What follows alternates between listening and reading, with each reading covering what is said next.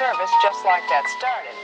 Science editor Steve Newman reports on one person already using the brand new system.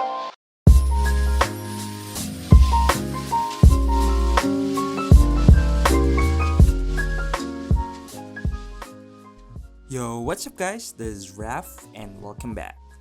So the Google I/O this week just announced very exciting products and put out a layout for future Google Pixel lineup. Let's start with the long-awaited Pixel Watch. So the leaks are true and now we're seeing it officially now.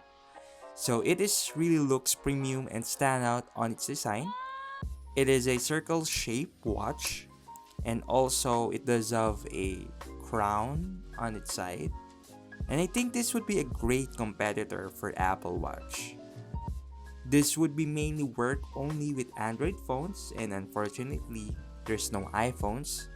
Though what I'm excited about is how would be the Wear OS would work seamlessly with Google products. Google do have a great smart home device lineup, and seeing a smartwatch controlling your thermostat is really next level for me. So I guess you can control Google Home and Nest devices with it, which is great. And I'm excited also on how they can improve with Google Assistant, and also hope that it would have a great battery life.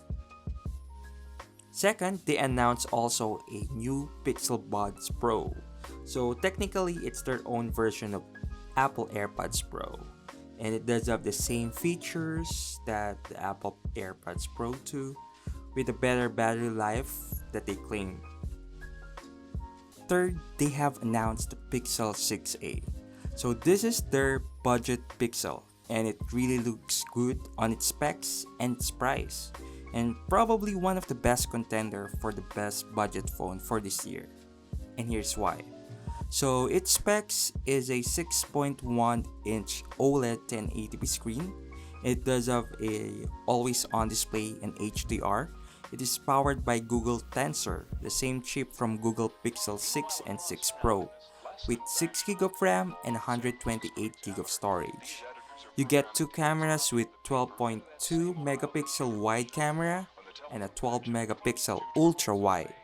You also get the Pixel 6 great photo features including Magic Eraser, Real Tone, and Face Unblur. Google also promises a minimum of 5 years of security updates. There's an under-display fingerprint sensor and an IP67 rating of dust and water resistant, and a 4410 mAh battery, and for only $449. So with only cons would be its 60Hz screen, but considering the regular iPhone 13 and maybe the 14 will also have a 60Hz screen, this really looks a good deal. And they also have the Pixel 7 and the 7 Pro and a Pixel tablet that they're working also. And overall the Pixel's future is looking great. And it is now evolving not only as a phone but a whole new ecosystem powered by Google softwares and apps, and which if implemented properly might be the one that can tackle the Apple ecosystem.